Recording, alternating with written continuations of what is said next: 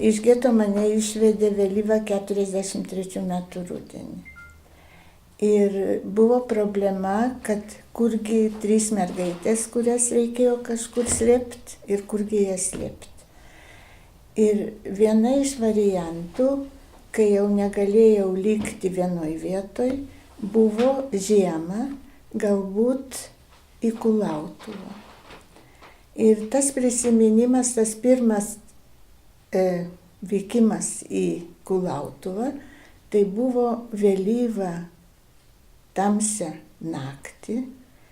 Lydėjo mane mano įseserė Margarita, mano gretutė. Atvyko mes į Kulautuvą ir turėjom pereiti pėsčios per miškelį į sodybą Natalijos sesers Lydos. Ir aš labai prisimenu, matyt, buvau aplamai bijanti tuo metu, bet tas perėjimas per tą miškelį, kai nesimatė nei takelio ir atrodė vien tik tamsus miškas plikas ir ateina mes pas Lydą. Žinoma, pas Lydą, Lyda jau buvo tuo metu slėpusi ne vieną. Ir iš vaikų, ir tas mažasis Moše Laferis vadinamas Kolinka jau buvo pas ją slepiamas. Ir ta pati mano draugė Rozen Bagrenskytė jau porą metų buvo slėpta ir turėjo apleisti tos namus. Nežinau, kodėl pernakvojom tik vieną naktį pas Lydą ir tuo pačiu metu Kulautuvoj gyveno nuo seno draugaujanti su Holzmanų šeima ir su Natalijom, irgi Rusė, Liudmila Branavickaja. Ir mane atvedė jau į patį miestelį, Kranto gatvė, man atrodo, vadinasi gal ir dabar, į medinį namelį, kur buvo krosnis ir, žinot, taip įrengtos, kad dar yra ir kur miegot šalia, ar ne? Ir Greta grįžo į Kauną, nes jį dirbo tuo metu, o mane paliko pas Liudmilačką, kaip mes ją vadinam. Liudmilačka buvo labai tokia švelni, ligota džiovininkė. Paguldė mane ant tos krosnės, nes ji turėjo tik mažą kambarėlį, ten nuomavosi. Ir kad kaip nors užimta vaiką, man buvo 10 metų tuo metu, ji man pradėjo pasakot pasakas. Bet tos pasakos buvo tokios baisios, kad vietoj to, kad aš apsiraminčiau kažkur apie raganas matyti. Taip. Kodėl nelikau Kulautuvoj tą pirmą kartą nuvežta? Aš tikrai nežinau. Mane grąžino vėl į Kauną ir buvo kitos slepiamos vietos. Tokia prieš paskutinė mano slapstymosi vieta buvo Našlaičių namai. Ir tai buvo jau antrą kartą, aš turėjau juos apleisti, aš jau pasakoju ir paskiau vėl mane grąžino. Ir kai grąžino į vaikų namus, jau Liepos pradžioje, kai Kaunas tuštėjo, kadangi artėjo frontas, o tie Našlaičių namai, vienintelis kleboniškėje stovintis didelis namas, kuris paskiau ir po karo buvo Našlaičių namai, vasarą įsikeldavo į Kleboniškį, kur mane irgi lankė Nataša. Ir jie atėjo vieną Liepos mėnesio dieną ir sako, Danutė, mes važiuojam į Kulautuvą. Tai buvo gana įspūdinga kelionė. Kaunas buvo tuščias, garlaiviai jau neplaukė.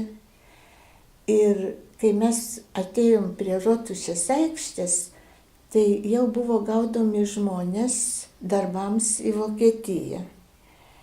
Ir Nataša matyti įsigandus, kur pasislėpti mum abiem. Ir mes pasislėpėm jėzuitų bažnyčios iš kiemo pusės, žinau, kažkur į Rūsį nusileidom.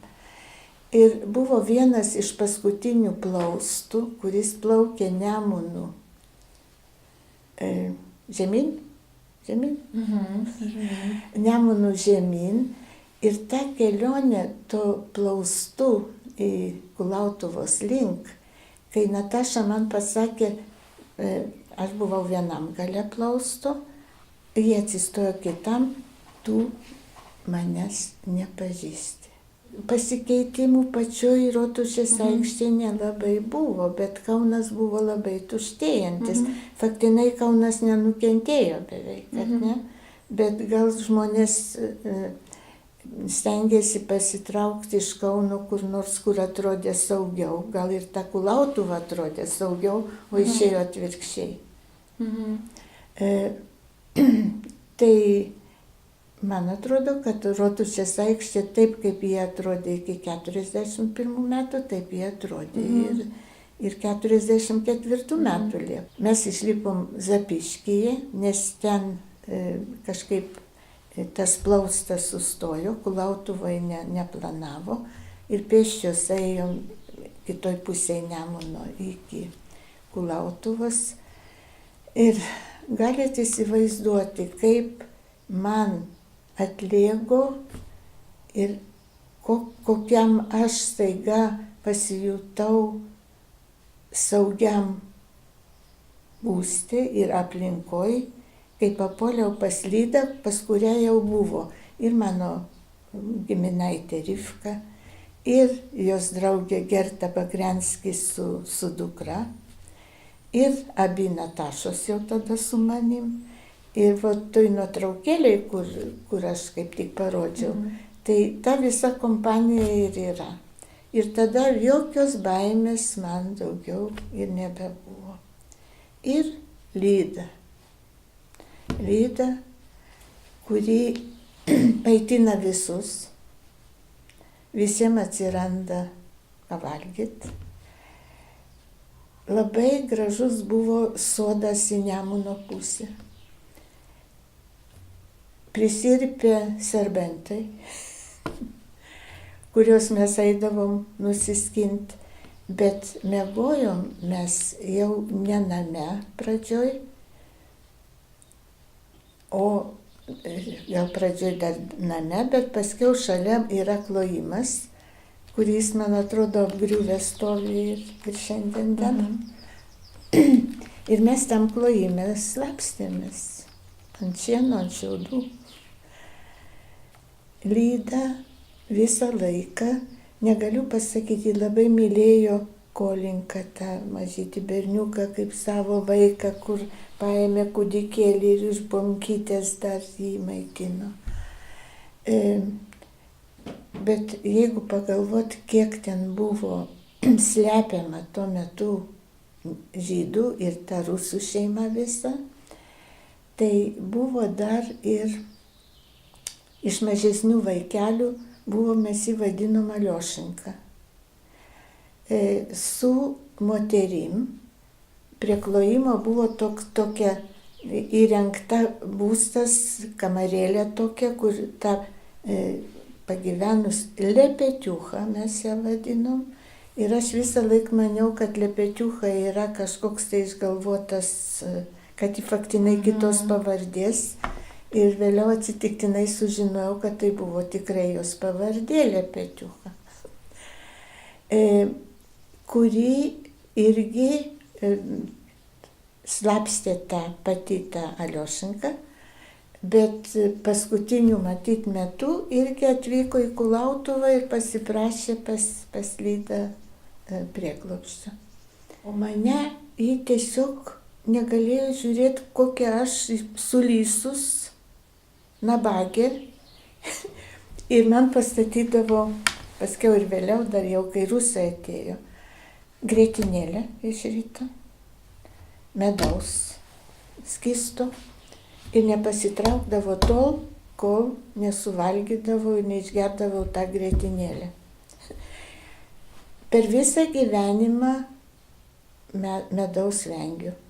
Žodžiu, rūpinosi, kaip tą vaiką kaip nors į normą atvesti. Ten buvo šeima Lukošovai. Labai tolimi giminaičiai, netolimi giminaičiai Natalijos Jegorovos, kur ją vadinom Pavlaša, ir tolimi giminaičiai pačios Fugalevičiūtės. Abidvi paskiau, kai prasidėjo 42 metų pradžioj, kai pradėjo gelbėti žydus, jos suėjo į krūvą ir gyveno Savanorių prospekte Natalijos Fugalevičiūtės name.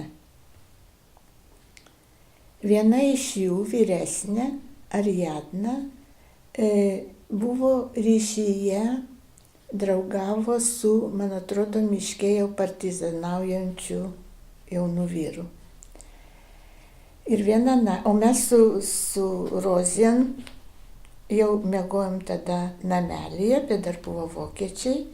Ir koridoriuje stovėjo lova siaura, kurioje mes miegojom, nes reikėjo daug žmonių rasti vietą, kur miegot. Ir miegojom džokeriu abidvi. Reiškia, jos kojos kitaip netilpdavom šalia. Visi skubiai, nes atėjo tikrinti naktį.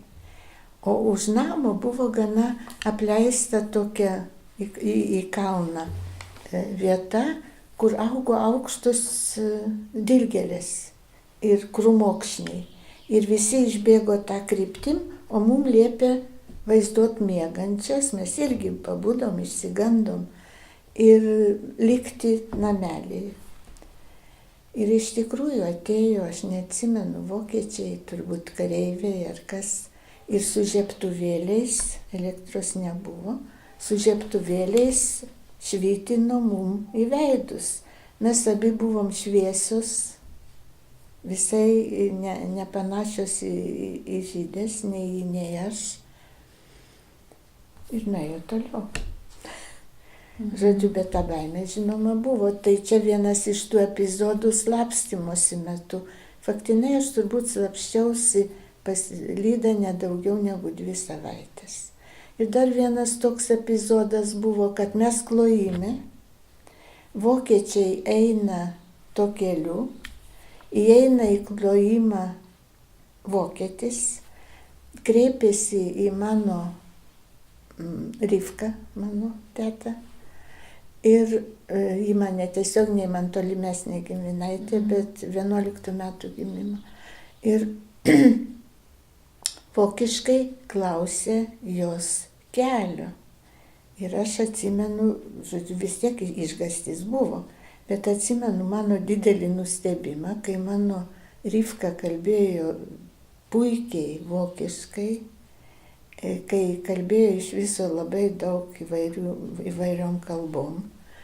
Ir kai jį jam rodo, kad jį nesupranta, ko jis nori. Negalėjo būti, kad nebuvo baimės, bet nugalėjo vis dėlto ne baimė, o tas iš tikrųjų žmogiškas pajautimas, ką tokiu momentu galima daryti, kad gelbėt kažką. Kitoj pusėje Nemuno buvo rusų artilerija, o šitoj pusėje buvo vokiečiai. Ir paskutiniam dienom, kai tas susišaudimas jau buvo ypatingai pavojingas, ir aš atsimenu, krito tie sviediniai, ir mes tarp Tamaros kalno ir Taupeliukščio bėgam greit į mišką ir sprogsta sviediniai toj pievoj. Ir aš atsimenu, kai mes griūdavom ant žemės, o pieva buvo pilna raudonų žemuogių. O šalia visad buvo mano Rivka ir man atrodė, kad jeigu aš pakišiu galvą po ją, visą laiką kišau galvą po ją, tai jau aš saugi, o visas kūnas ten. Ir mes taip išbėgom iki miško, nakvojom miške. Lyda davė karvę mum į mišką, ji pati buvo likus sodybai, duonos kepalus, nes ten buvo ta krosnis irgi, kur kepdavo duoną. Tokiu būdu aš, būdama pas Lydą, susipažinau su visais, su technologija gamybos, centrifugai turėjo, reiškia, pienui. Ir duona kepama. Ir buvo ta senutė Elžbieta, Jelizaveta, vištų, kuri visada, aš taip ir šiandien matau, ir nuotraukoje jinai yra, kuri vištas kviesdavo, būti. Ir berdavo kažkokį maistą. Ir ant kopūstų lapų buvo kepami tie blynai. Ir taip, ačiū Dievui, pažinau, kas tai yra. Tai va, tai ant tų duonos kepalų mes su Rozėm ir miegojom. Bet su mumis jau buvo rusų desantininkas. Nežinau iš kur ir kaip. Ir tas rusų desantininkas padarė, kad iš viršaus lėktuvai nematytų, padarė tokią lapinį stogą mums. Baimės nebuvo man, nes buvau tarp savo, aš nebijojau. Mano pagrindinė bloga nuotaika ir nerimas buvo dėl mano tėvų. Nes jau aš prieš tai mačiau degantį getą, prieš tą Kulautuvą kaip tik, kai buvo likviduotas Kauno getas. Tai žinoma, buvo ir verkimo, ir visko buvo, bet vis tiek aš jaučiausi saugi. Ir vienas dalykas, kad buvo visi savi ir buvom krūvoj. Labai pas Holcmanų šeimoje, Margaritos ir Elenos Holcman, aš irgi jaučiausi saugi, bet aš likdavau visą dieną viena. Nu, ne visą dieną, bet vis tiek man tekdavo būti vienai. Arba kai buvau pas Kuzminą, toj palėpiai, tai irgi niekur neišeit, o tik pro langelį gali žiūrėti pasaulį. O čia jau buvo vis tiek erdvė buvo ir buvo visai. Man kažkas duodavo valgyti, man kažkas sakydavo, ten tu daryk tą. Bet kai atėjo rusai ir tą rytą, kai mes pabudom su Rozėm ant tų kepalų, ir mums staiga sako, viskas, bijot nėra ko, grįžtam į namus pas Lydą. Ir man paskiau Rivka pasakojo, kad grįžtant ji buvo labai išsigandusi, nes aš buvau lietuvaitė, žinojau, kito vardo Frumos aš neturiu, Frumos vardo, ir aš esu Danutė ir kalbu tik lietuviškai. Ir jis sako, ko aš nepastebėjau, kad jau grįžtant į sodybą, aš pradėjau kalbėti visom kalbom, vienam sakiny visom kalbom, aš šito neatsimenu. Bet jis sako, jis išsigando, kad man kažkas tai su galva negerai. Ir matyt, tas, aš galvoju, kodėl tai buvo, aš nežinau. Gal jautėte prieš tai labai didelį įtampą ir po to... Ir po to kažkaip matyt, aš sakau, aš neatsimenu, kad tai buvo, bet man Rivkas sakė, sako, galvojau, ir tarp kitko ir Rivka, ir ten, pavyzdžiui, Greta, ir Tetelena, man niekad daug anksti nekalbėjo, kas buvo ir kokia aš buvau, ar ne? Ir tik tai daug po eilės metų man pasakydavo kažkokius epizodus. Apie save daug gal sužinodavo. Sužinojau, kokius fokusus aš ten iškrėstau. Mes iš Kulautuvos grįžom į Kauną, jau tada buvo ir mano ta pusseserė Gutė. atvykus iš Kauno į pasikeitimą frontų Kaune sutiko, aš pasakojau tą, kurią taip sumušė Gestapo. Tardė. Prieš 1 rugsėjo mums reikėjo grįžti į Kauną, nes reikėjo eiti į mokyklą. Ir pakinkė arklį, sukėlė į vežimą tos, kurie turi grįžti į Kauną, įkėlė mums su Gute svogūnų maišelį, ruginių maltų grubiai miltų maišą ir aliejaus, kad mes turėtumėm ką valgyti abi. Vienas iš tų priglaustų vaikų buvo nebylys. Ir mes grybaujam miške. Mišką pažinojom ir žinojom, kur yra grybų. Pasilenkę grybaujam ir pakeliam akis į mūsų atstatyti šautuvai. Ir nebyliukas nemato, o mes šaukiam, kad jis neeitų, o jis eina į priekį.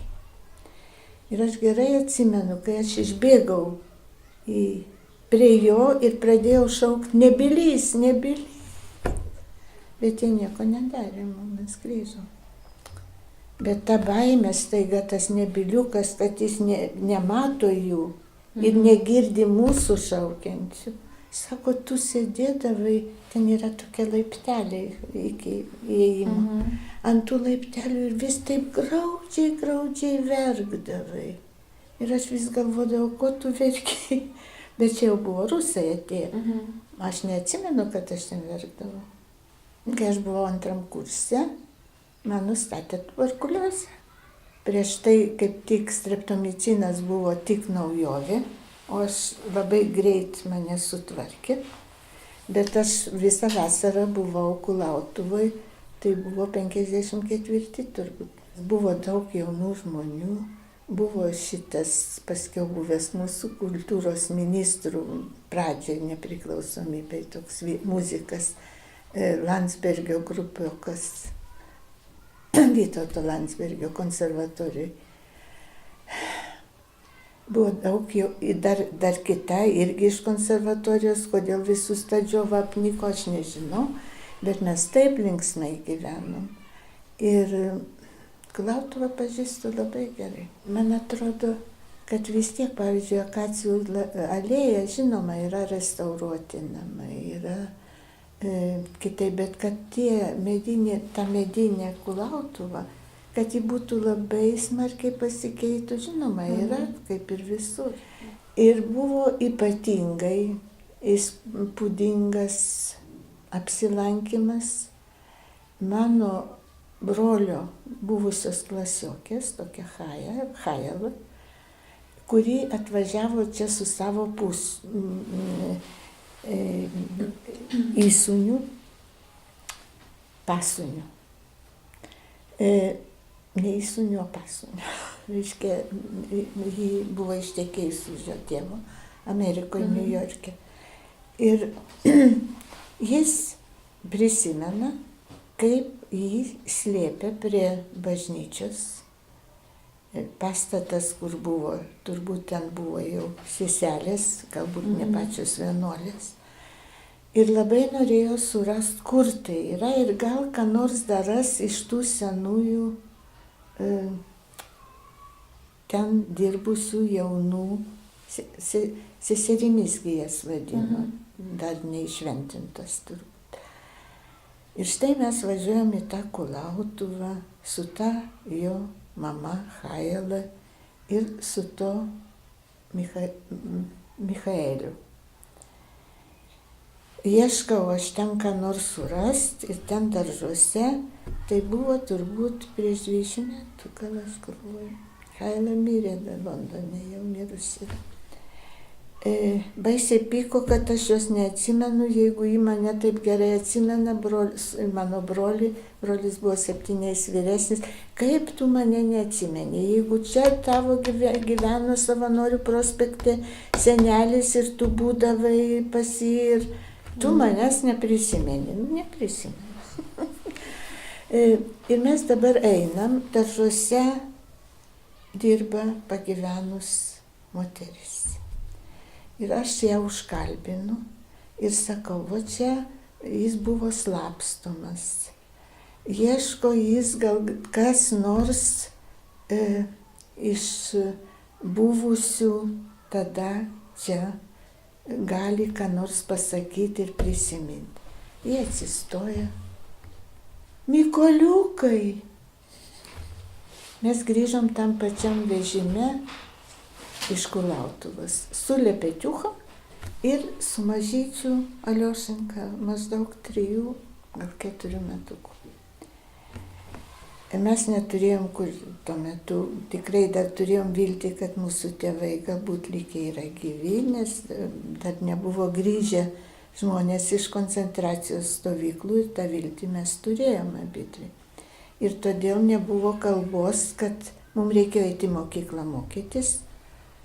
Aš vadovavau tokiam konstruktoriniam sektoriui ir vienas iš mano bendradarbių, žydas, Maksimas Rudakas, man pasakojo, žinai, iš Magiliovo, čia buvo vienas toks atvažiavęs, jis buvo žydų vaikų namuose, jis ieško kažkaip tai ieško savo duomenų, neranda tau savo tikro vardo pavardės. Ir jo vardas Aleksejus Chremcovas. Kodėl man vardas Aleksejus staiga asocijuojasi su Aliošenka? Šiandien irgi negaliu paaiškinti, nežinau, kai daug ko. Sakau, klausyk, Maksime, gal čia Aliošenka, tu turi jo adresą, jis jau išvažiavo. O jo žmona Bela, mano to bendradarbio, buvo irgi išslapstyta geto Kauno kalinė.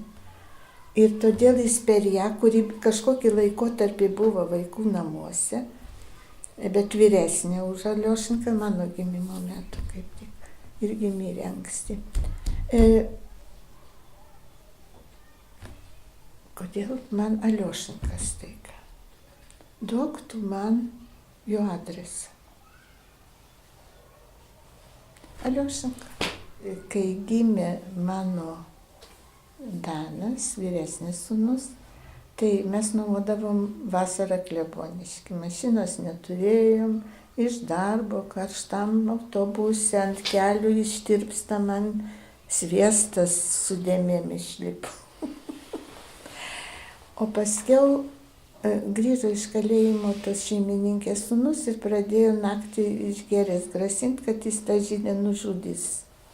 Ir aš į Kleboniškį daugiau nevažiavau, kai gimė Simas. Mes numodavomės kelias vasaras Kulautuvai.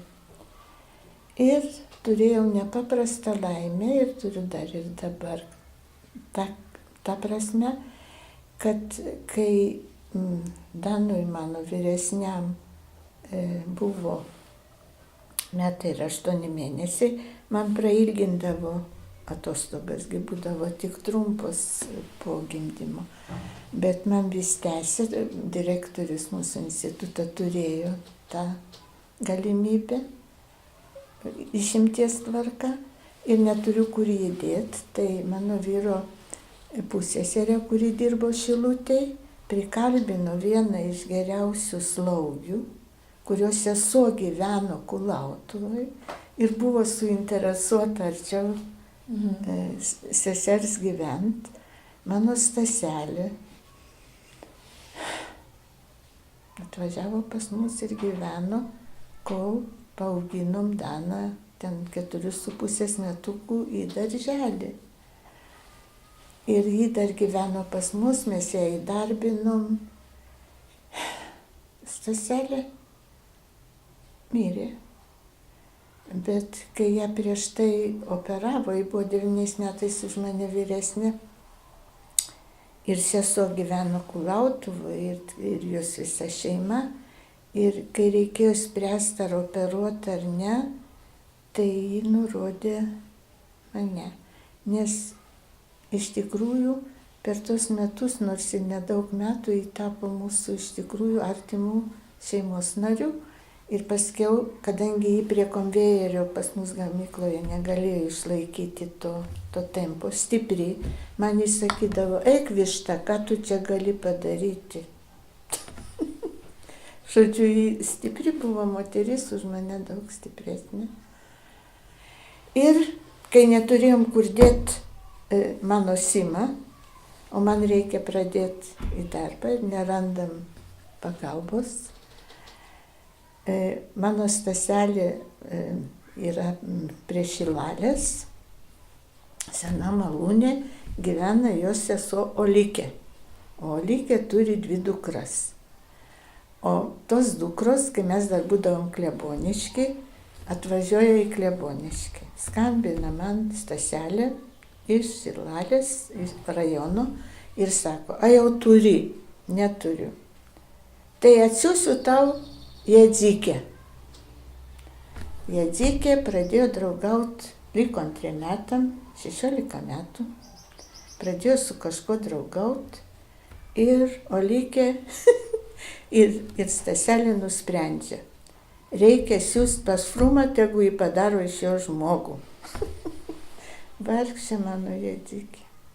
Įsivaizduojat, 16 metų. Nu, žinot, toks buvo likimo, nežinau kaip pasakyti, akibrokštas.